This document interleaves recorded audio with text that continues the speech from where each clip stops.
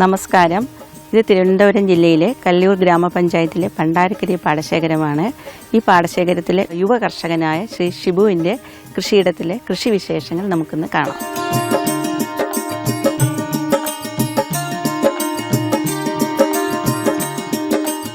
ഞാൻ കൊച്ചും പ്രായത്തിലെ എൻ്റെ പപ്പയും കൃഷിയാണ്. അപ്പോൾ അവരെ കൂട്ടത്തിൽ ഞാൻ മലക്കര കടക്കാൻ വേണ്ടി വരും. പിന്നീട് കുറച്ച് കാലം പിന്നീട് അങ്ങനെ വേറെയുള്ള പണിക്കൊക്കെ പോയിട്ടിരുന്നു, മറ്റേ മേശിരിപ്പണി അങ്ങനെയൊക്കെ പോയിട്ടിരുന്നിട്ടാണ് പിന്നീട് കൃഷിയിലോട്ട് തിരിഞ്ഞത്. ഇപ്പോൾ ഫസ്റ്റ് എടുക്കുന്ന ഈ വയലാണ് എടുത്ത് പിന്നീട് സ്ഥിരം കണ്ടിന്യൂയിട്ട് ഇപ്പം കൃഷിയായി. ആനക്കൊമ്പ വെണ്ട കൃഷി ചെയ്തുകൊണ്ടാണ് തുടങ്ങിയത്. പിന്നെ അതിൻ്റെ കൂട്ടത്തിൽ തന്നെ പാവൽ, പടവലം, പയർ ഇതാണ് ഫസ്റ്റ് ചെയ്തു തുടങ്ങിയത്.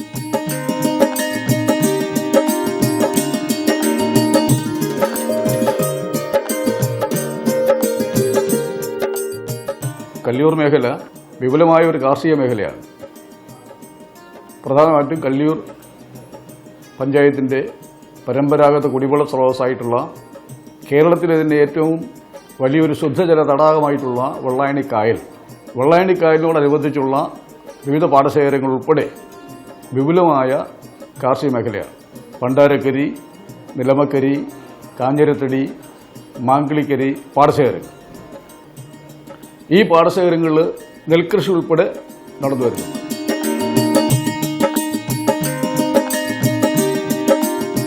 കൃഷിയെ ആശ്രയിച്ച് ജീവിക്കുന്നവരാണ് ഈ 1-ാം വാർഡിലെ ജനങ്ങളെന്ന് പറയുന്നത്. അപ്പോൾ അവർക്ക് ആർക്കും തന്നെ സ്വന്തമായി ഭൂമി ഉള്ളവരില്ല, എല്ലാവരും പാട്ടത്തിനടുത്തൊക്കെ കൃഷി ചെയ്യുന്നതാണ്. അതിൽ ഒരു യുവ കർഷകനാണ് നമ്മുടെ ഈ ഷിബു എന്ന് പറയുന്ന വ്യക്തി. ഷിബു എന്ന് പറയുന്ന വ്യക്തി ഒരു ഏകദേശം 18 വർഷത്തോളമായി ഈ കൃഷിയെ ആശ്രയിച്ച് ജീവിക്കുന്ന ഒരു വ്യക്തിയാണ്. അപ്പോൾ അവർ കുടുംബം, അച്ഛൻ, അമ്മ, ഭാര്യ, മക്കൾ അടങ്ങുന്ന കുടുംബമാണ്. അവരെല്ലാവരും ഒരുപോലെ ഈ പാടശേഖരത്തിൽ അധ്വാനിച്ചാണ് ഇപ്പം ഇങ്ങനെ ഒരു 100 മേനി വിളവ് കൊയ്തിരിക്കുന്നത്.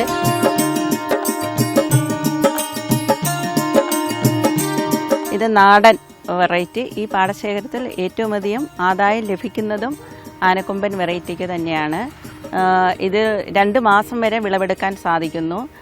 ഏറ്റവും കുറഞ്ഞത് ഹെക്ടറിന് ഏകദേശം 15 മെട്രിക് ടൺ വരെ ആദായം ലഭിക്കാം. മികച്ച ഡിമാൻഡും മികച്ച വിലയും കർഷകർക്ക് ലഭിക്കുന്നു. ഇവിടെ തന്നെ സ്ക്വയർ കുഴിയെടുത്ത് 5-6 വിത്തിട്ടിട്ട് ഒരു 4-3 തൈയെ നിർത്തുള്ളൂ, ബാക്കി പിന്നെ പിഴുതി കളയും. അല്ലെങ്കിൽ എല്ലാം കൂടെ ആകുമ്പം പിന്നെ കായ്ക്കില്ല, പൊങ്ങിപ്പോവും. ഇതിപ്പം ഒരു കുഴിയിൽ ഇതിപ്പോൾ 4 എണ്ണം ഉണ്ട്. ഒരു 6 വിത്തിട്ടതിൽ 4 എണ്ണം നിർത്തിട്ടുള്ളൂ, ബാക്കിയെല്ലാം പിഴുതി കളയും.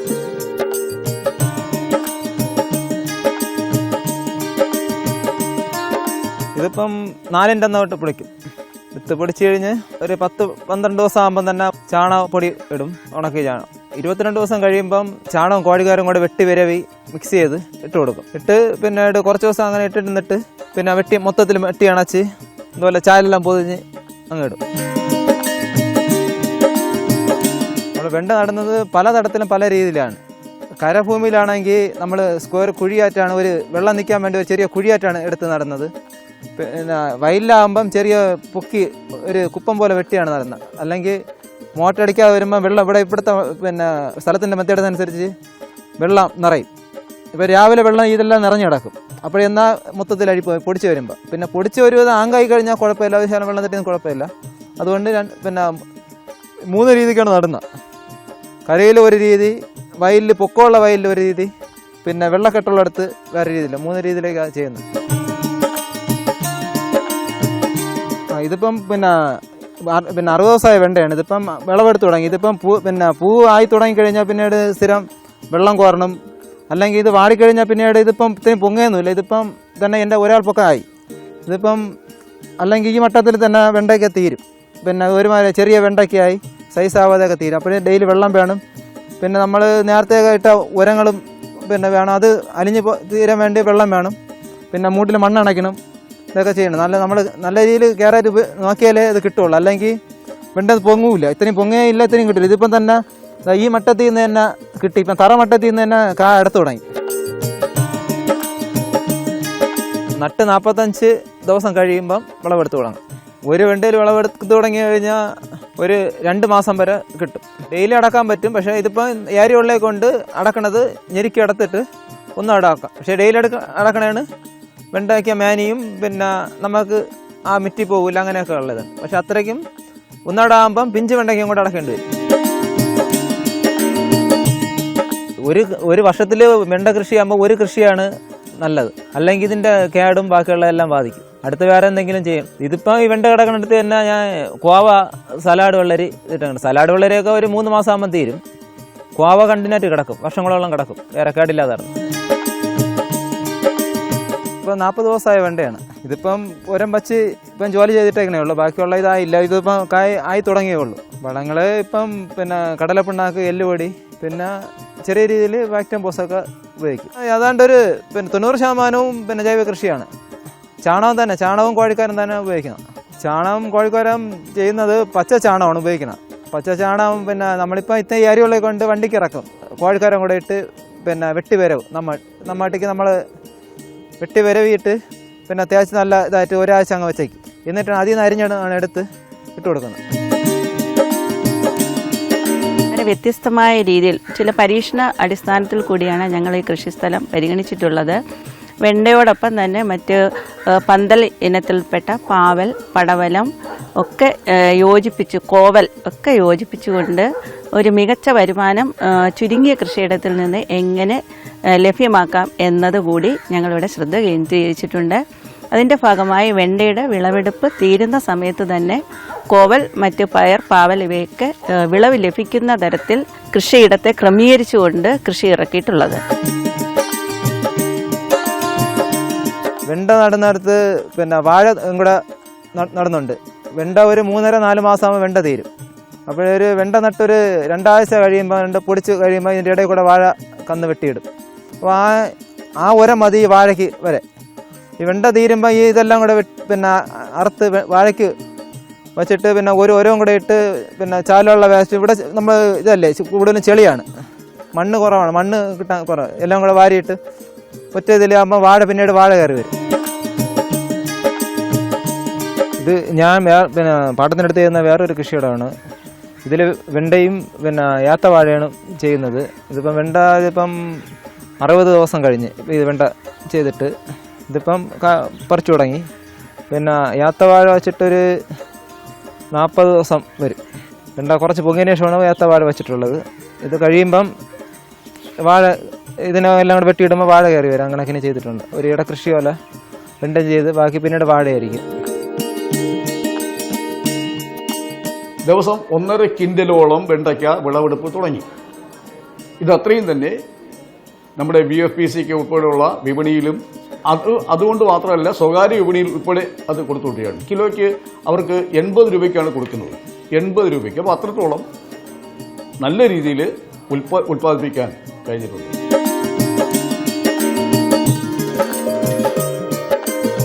കഴിഞ്ഞ വർഷം ഭണ്ഡാരക്കരി പാടശേഖരത്തിൽ വെണ്ട കൃഷിക്ക് വ്യാപകമായി മൊസൈക്ക് രോഗം ബാധിക്കുകയുണ്ടായി. അപ്പം അതിന് എതിരെയുള്ള മുൻകരുതലുകൾ എല്ലാം തന്നെ നമ്മൾ എടുത്തുകൊണ്ടാണ് ഇക്കുറി ഇവിടെ കൃഷി ഇറക്കിയിട്ടുള്ളത്. അടിവളമായി നല്ല രീതിയിൽ ജൈവവളം നൽകിക്കൊണ്ട് തന്നെ മറ്റ് കീടരോഗ നിയന്ത്രണങ്ങളും എല്ലാം ജൈവ രീതിയിൽ തന്നെ പരിപാലിച്ച് ഇവിടെ വെണ്ട കൃഷി വിളവെടുപ്പ് ആരംഭിച്ചിരിക്കുന്നു.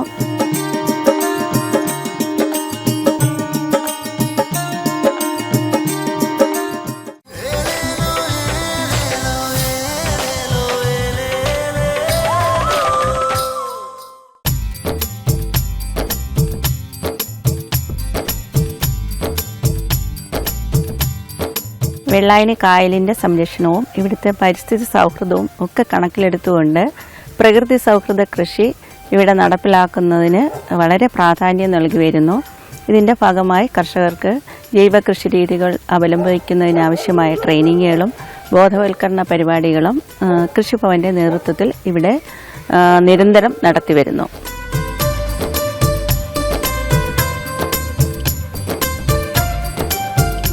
ഈ കാണുന്നതാണ് നാന്താരിയാണ്. പ്രത്യേകത ഒരു മിനിമം നീളം കിട്ടും, ഒരു വൃത്തിയും പിന്നെ നിറഞ്ഞ കായ്ക്കുകയും ചെയ്യും. ഇപ്പം പിന്നെ 80 രൂപ വിലയുണ്ട്. ഇതിപ്പം ഒരു ആവറേജ് ഒരു പിന്നെ 20 കിലോ പയർ കിട്ടും. പിന്നെ ചിലപ്പോൾ ഓവറായിട്ട് കാച്ചി കഴിഞ്ഞാൽ 30 കിലോയും പോകും. ഇതിപ്പോൾ ഒരു 50 ദിവസം 50 ദിവസം കഴിഞ്ഞേ ഉള്ളൂ ഈ പയറിനട്ടിട്ട്. വിളവെടുക്കാൻ തുടങ്ങി ഒരു 60 ദിവസമൊക്കെ ആകുമ്പം 55-60 ദിവസം വിളവെടുക്കാൻ തുടങ്ങി കഴിഞ്ഞാൽ ഒരു 30 ദിവസം വരെ കിട്ടും. അതിൽ 30 ദിവസത്തിൽ 15 ദിവസത്തെ പിന്നെ ഇത് കായ കിട്ടും. 15 ദിവസം ആകുമ്പോൾ ഒന്നെണ്ണം വെച്ചാൽ നടക്കുന്നത്. ഡെയിലി അടക്കൂല പയർ. ഡെയിലി അടത്തി കഴിഞ്ഞാൽ പിന്നെ ഇത് സൈസ് ആവില്ല. മണ്ണ് പിന്നെ നല്ല ഇതുള്ള മണ്ണാണ്, ഒരാംശമുള്ള മണ്ണ്. ഒരാം കുറച്ച് മതി ഇവിടുത്തെ മണ്ണ്. മണ്ണിൻ്റെ ഇത് പിന്നെ എക്കൽ നല്ല രീതിയിൽ അടങ്ങിയിട്ടുണ്ട്. പിന്നെ മണ്ണ് വായുമ്പം തന്നെ അറിയാം, നല്ല കറുത്ത മണ്ണാണ്.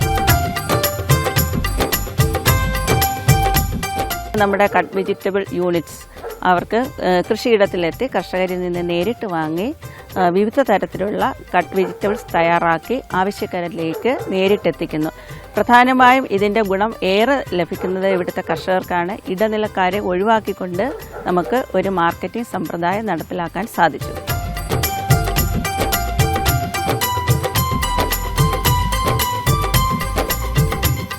ഇവർ രണ്ടുപേരാണ് എൻ്റെ മക്കൾ.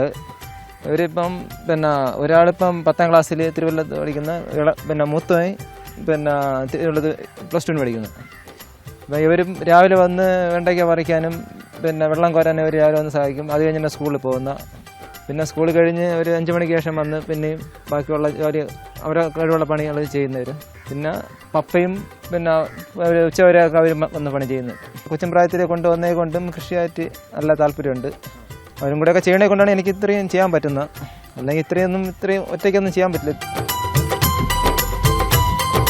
മക്കൾ രാവിലെ അച്ഛനെ വന്ന് പാടശേഖരത്തിൽ ഇറങ്ങി അച്ഛനെ സഹായിച്ചിട്ടാണ് അവർ വിദ്യാഭ്യാസത്തിന് പോകുന്നത്. അത് കഴിഞ്ഞ് വന്നും പാടശേഖരത്തിൽ വന്ന് ഈ അച്ഛനെ സഹായിക്കാറുണ്ട്. അപ്പോൾ അവിടെ കൂട്ടായ്മ, ഭാര്യയും അങ്ങനെ തന്നെയാണ്. അച്ഛൻ, അമ്മ എല്ലാവരും അടങ്ങുന്ന ഒരു കൂട്ടായ പ്രവർത്തനമാണ് ഇതിന് സഹായമായത്.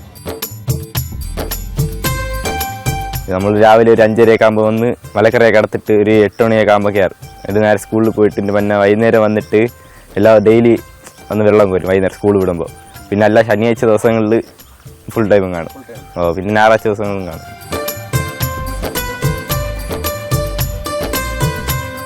ഏഴാം ക്ലാസ്സൊക്കെ ഇപ്പോൾ ഇറങ്ങി തുടങ്ങി വയലിൽ.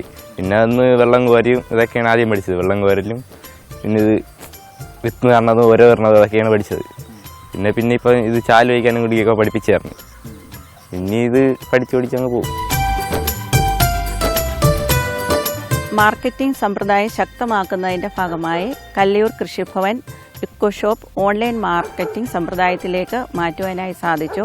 അതിൻ്റെ ഭാഗമായി നമ്മൾ സിറ്റിയിൽ നിരവധി ഷോപ്പുകളിലേക്ക് ഇവിടുത്തെ പച്ചക്കറികൾ ബൾക്ക് ക്വാണ്ടിറ്റിയിൽ എത്തിക്കുന്നതിനും ഷോപ്പുകളിൽ നിന്ന് നേരിട്ട് ഇവിടെ എത്തി വാങ്ങുന്നതിനും ഒക്കെ സംവിധാനങ്ങൾ കർഷകർക്ക് നിലവിൽ നടപ്പിലാക്കി കൊടുത്തിട്ടുണ്ട്. സംസ്ഥാന കൃഷി വകുപ്പിൻ്റെ പച്ചക്കറി വികസന പദ്ധതി, സംസ്ഥാന ക്രോപ്പ് ഇൻഷുറൻസ് പദ്ധതി, ഗ്രാമപഞ്ചായത്ത്, ബ്ലോക്ക് പഞ്ചായത്ത് എന്നിവയിലൂടെ വിവിധ പദ്ധതികൾ ആവിഷ്കരിച്ചും ഈ പാടശേഖരത്തിലെ ഉൾപ്പെടുന്ന മുഴുവൻ പച്ചക്കറി കർഷകർക്കും ആവശ്യമായിട്ടുള്ള എല്ലാവിധ സഹായങ്ങളും സപ്പോർട്ടുകളും ചെയ്തു വരുന്നു.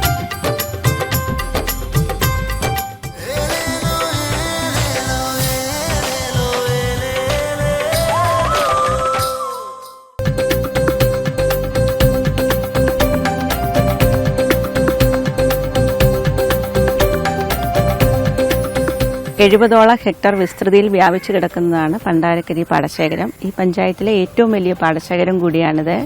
ഇവിടെ പ്രധാനമായും പച്ചക്കറി, വാഴ, നെൽകൃഷി, മറ്റ് കിഴങ്ങ് വർഗ്ഗങ്ങൾ എന്നിവ സമൃദ്ധമായി കൃഷി ചെയ്തു വരുന്നു. തിരുവനന്തപുരം ജില്ലയിലെ 4 പഞ്ചായത്തുകൾക്ക് കുടിവെള്ള സ്രോതസ്സു കൂടിയായിട്ടുള്ള വെള്ളായണി കായലിന് ഓരം പറ്റിയാണ് ഈ പണ്ടാരക്കരി പാടശേഖരം സ്ഥിതി ചെയ്യുന്നത്.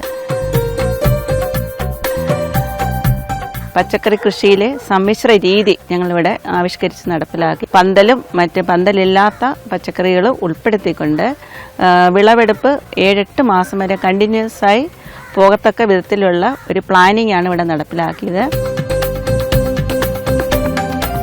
ആനക്കൊമ്പൻ വെണ്ട കൃഷിയോടൊപ്പം തന്നെ ഇദ്ദേഹം ഇടയ്ക്കിടയ്ക്കായി പന്തൽ കൃഷി ചെയ്യുന്നുണ്ട്. അതിൽ സാലഡ്, കുക്കുംബർ, കോവൽ എന്നിവ പ്രധാനമായിട്ട് ഉൾപ്പെടുത്തിയിട്ടുള്ളത്. വെണ്ടയുടെ വിളവെടുപ്പ് കഴിയുന്നതോടുകൂടി കോവലിൻ്റെ വിളവെടുപ്പ് ആരംഭിക്കുന്നു. അതൊരു മികച്ച വരുമാനം വർധനവ് തന്നെയെന്ന് നമുക്ക് സാക്ഷ്യപ്പെടും. ഈ വെണ്ടക്കിട്ട ഓരം തന്നെ ഇതിന് ആ വെണ്ട കുഴി തന്നെ ഇത് നട്ടേക്കണം. അപ്പം ഇതിന് സെപ്പറേറ്റ് വെണ്ടയ്ക്ക് ചെയ്ത ആ ഒരു രീതിയാണ് ഇതിനും ചെയ്തേക്കണം. കുക്കുമ്പർ പിന്നെ നട്ട് കഴിഞ്ഞ് ഒരു 40 ദിവസമൊക്കെ ആകുമ്പം വിളവെടുത്ത് തുടങ്ങാം. നേരത്തെ 50 രൂപ ഉണ്ടായിരുന്നു. ഇപ്പം നല്ല രീതിയിൽ വില ഇടിഞ്ഞ് ഇപ്പം ഒരു 25 രൂപയ്ക്ക് താഴോട്ട് വന്ന്. എപ്പോഴും ഏതെങ്കിലും ഒരു ഐറ്റം കൃഷി എപ്പോഴും കാണും. ഇതിപ്പം ഇതിൽ തന്നെ വെണ്ടയുണ്ട്, പിന്നെ കുക്കുമ്പർ, സലാഡുണ്ട്, പിന്നെ പാവൽ, പിന്നെ കോവ നട്ടേക്കണ്. അപ്പോൾ കോവ ഇതിപ്പം എല്ലാം കഴിയുമ്പം പിന്നെ കോവയായി, പിന്നെ അതും ജോലി ചെയ്താൽ പിന്നെ വേറെ ഒന്നും നടേണ്ട കാര്യമില്ല.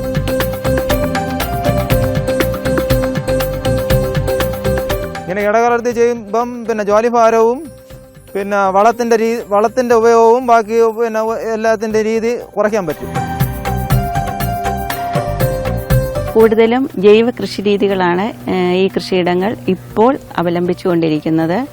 ഈ ശ്രീ ഷിബുവിൻ്റെ കൃഷിയിടത്തിൽ മണ്ണ് കുമ്മായമിട്ട് പാകപ്പെടുത്തിയതിന് ശേഷം അടിവളമായി കോഴിവളവും ട്രൈക്കോഡർമ ചേർത്ത് സമ്പുഷ്ടീകരിച്ച ചാണകവും നൽകുന്നു. തുടർന്ന് അത്യാവശ്യ ഘട്ടങ്ങളിൽ നമ്മുടെ നിർദ്ദേശപ്രകാരം രാസവളങ്ങളും ജൈവ കീടനാശിനികളും പ്രയോഗിക്കുന്ന രീതിയാണ് ഇവിടെ ഉള്ളത്. ശരിക്കും ഗുഡ് അഗ്രികൾച്ചർ പ്രാക്ടീസാണ് ഇവിടെ നടപ്പിലാക്കി വരുന്നത്. ഇതിനെല്ലാം കൂടെ ഒറ്റ പന്തലാണ്. ഇപ്പം സെപ്പറേറ്റ് ചെയ്ത് കഴിഞ്ഞാൽ പിന്നെ നഷ്ടം, പിന്നെ പൈസ ഇത് ലാഭമുണ്ട്. അതുകൊണ്ടാണ് ഒറ്റ പന്തൽ ചെയ്തേക്കുന്നത്. പിന്നെ ഈ സൈഡിലുള്ള പണ കോരി വയ്ക്കണത് പിന്നെ ഇത് പണ ഇടിയായിരിക്കാൻ വേണ്ടി ചെളി കോരി മടക്കി വയ്ക്കണതാണ്. ചെളിയാണിത് മൊത്തം. അപ്പോൾ മറ്റേ ഇത് ആമയൊക്കെ ഭയങ്കര ശല്യമാണ്. ആമ വന്ന് മറ്റേ കുത്തി തോണ്ടി പണ ഇടിഞ്ഞു പോകും. ഇത് കാലത്ത് തുടങ്ങുന്ന സമയത്താണ് ഏതാണ്ട് ഒരു 40 ദിവസം കഴിയുമ്പോൾ ഈ പണ കോരണം. അപ്പോഴാകുമ്പോൾ നമ്മൾ അടത്ത് തുടങ്ങി പിന്നീട് ഏതാണ്ട് ഒരു തീർന്നവരെയും പുല്ല് കയറാതെ അങ്ങനെ നിൽക്കും. പണ്ടാരക്കരി പാടശേഖരത്തിലെ ഷിബു ഉൾപ്പെടെയുള്ള എല്ലാ കർഷകരും ഉൽപ്പാദിപ്പിക്കുന്ന കാർഷിക ഉൽപ്പന്നങ്ങൾ വിറ്റഴിക്കുന്നതിനായി UFPCKയുടെ 2 വിപണികളും മറ്റ് സ്വാശ്രയ വിപണികളും, കൃഷിഭവൻ ഇക്കോ ഷോപ്പ്, ഓൺലൈൻ മാർക്കറ്റ്, മറ്റ് മൂല്യവർദ്ധിത ഉൽപ്പന്നങ്ങൾ തയ്യാറാക്കുന്ന യൂണിറ്റുകൾ എന്നിവയെല്ലാം സഹായകരമാവുന്നുണ്ട്. നമ്മുടെ പണ്ടാരക്കരി പാടശേഖരത്തിൻ്റെ ഒരു ശാപം എന്ന് പറയുന്നത് നമ്മുടെ പ്രകൃതിക്ഷോഭമാണ്. നമുക്ക് ഇപ്പം നമ്മുടെ 2018 ശേഷം ഒരു 3-4 പ്രാവശ്യം വെള്ളം കയറി ഇവരുടെ കൃഷിയെല്ലാം നശിക്കുന്ന ഒരു സാഹചര്യം ഉണ്ടായിട്ടുണ്ട്. ഈ സാഹചര്യത്തിലാണ് ഷിബു എന്ന് പറയുന്ന ഈ വ്യക്തി 100 മേനി വിളവ് എടുത്തിരിക്കുന്നത്.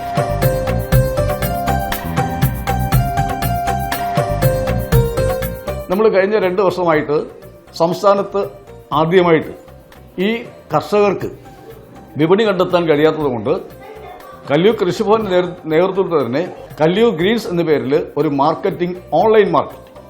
ഓൺലൈൻ മാർക്കറ്റ് സംഘടിപ്പിച്ചിട്ടുണ്ട്. കൃഷിക്കാരിൽ നിന്ന് ഉൽപ്പന്നങ്ങൾ സംഭരിക്കുകയും ഇവിടെ തന്നെ കട്ട് വെജിറ്റബിൾ ഉൾപ്പെടെയുള്ള മൂല്യവർദ്ധിത ഉൽപ്പന്നങ്ങൾ ഉൾപ്പെടെ നിർമ്മിച്ചുകൊണ്ട് ഓൺലൈനിലൂടെ അവർക്ക് പൊതുജനങ്ങൾക്ക് ബുക്ക് ചെയ്യുവാനും വാട്സാപ്പിലൂടെ ബുക്ക് ചെയ്യുവാനും നമുക്ക് ഏകദേശം 50 കിലോമീറ്റർ ചുറ്റളവിൽ ഡോർ ഡെലിവറി നടത്തുവാൻ ഉള്ള സംവിധാനം ഇപ്പോൾ ഉണ്ടാക്കിയിട്ടുണ്ട്. കല്ലിയൂർ ഗ്രീൻസ് എന്ന പേര്. നമ്മളെ ഈ സാധനങ്ങൾ വിൽക്കുന്ന നമ്മൾ സ്വാശ്രയ സംഘം വഴിയാണ് കർഷകർ നേരിട്ട് കച്ചവടക്കാർക്ക് കൊടുക്കുന്ന രീതിയാണ്. അപ്പോൾ നമുക്ക് ആ കച്ചവടക്കാരെ എടുക്കുന്ന രൂപയാണ് നമുക്ക് കർഷകർക്ക് കിട്ടുന്നത്. അതിൽ നിന്ന് പിന്നെ നമ്മളെ ബോണസിനും ആ നടത്തിനുള്ള പൈസ മാത്രമേ അവിടെ എടുക്കുന്നുള്ളൂ. അങ്ങനെ ആകുമ്പം പിന്നെ നമ്മളെ കർഷകരെ പൈസ വേറെ അല്ലാതെ പോകില്ല. മറ്റേ വൻകിട കച്ചവടക്കാർ വന്നെടുത്ത് ചൂഷണം ചെയ്യാൻ പറ്റില്ല. അവർ വന്ന് നമ്മൾ പറയുന്ന പൈസയ്ക്കാണ് എടുക്കുന്നത്. ഇത്തരത്തിൽ കർഷകരെ പരമാവധി സഹായിക്കുന്നതിൻ്റെ ഭാഗമായി നമ്മുടെ കല്ലിയൂർ ഗ്രാമപഞ്ചായത്തിൽ 191 കൃഷിക്കൂട്ടങ്ങളാണ് രൂപീകരിച്ചിട്ടുള്ളത്. അതിലിപ്പോൾ ഈ ഓരോ പച്ചക്കറി ക്ലസ്റ്ററുകളും ഓരോ കൃഷിക്കൂട്ടങ്ങൾ കൂടിയായി നമ്മൾ രജിസ്റ്റർ ചെയ്തിട്ടുണ്ട്. പരമാവധി അവരെ സപ്പോർട്ട് ചെയ്യുക. വാല്യൂ അഡീഷനിൽ താല്പര്യമുള്ളവർക്ക് അത്തരത്തിൽ പ്രയോജനം കിട്ടത്തക്ക വിധമാണ് ഇത് മുൻകൂട്ടി ചെയ്തിരിക്കുന്നത്.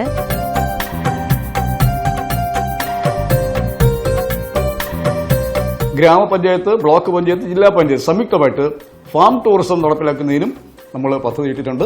24-25 വർഷത്തിൽ ഫാം ടൂറിസം കൂടെ നടപ്പിലാക്കിക്കൊണ്ട് നമ്മൾ കല്ലിയൂരിൻ്റെ കാർഷിക മേഖല വളരെ വിപുലീകരിക്കുന്നതിനും കർഷകർക്ക് ഗുണകരമാക്കുന്നതിനുള്ള പദ്ധതികൾ നമ്മൾ ആലോചിച്ച് വരികയാണ്.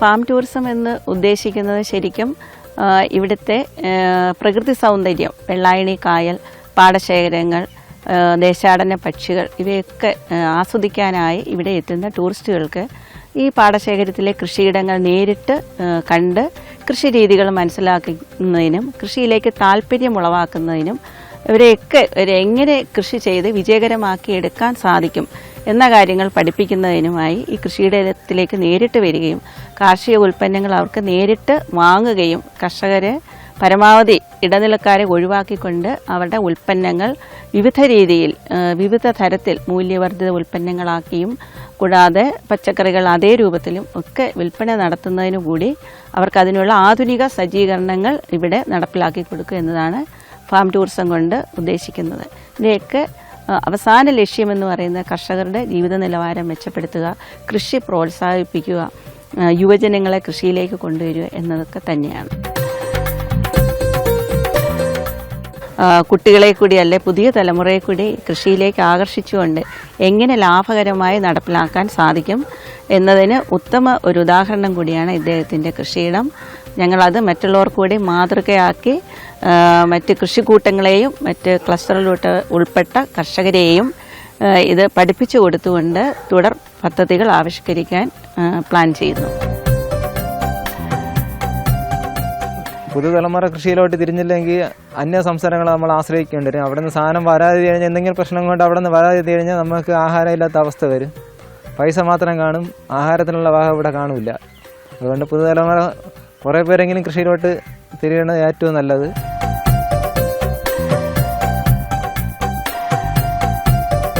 യുവ കർഷകനായ ശ്രീ ഷിബുവിൻ്റെ കൃഷിയിടത്തിലെ വ്യത്യസ്തമായ കൃഷി വിശേഷങ്ങളാണ് നമ്മളിപ്പോൾ ഇവിടെ കണ്ടത്.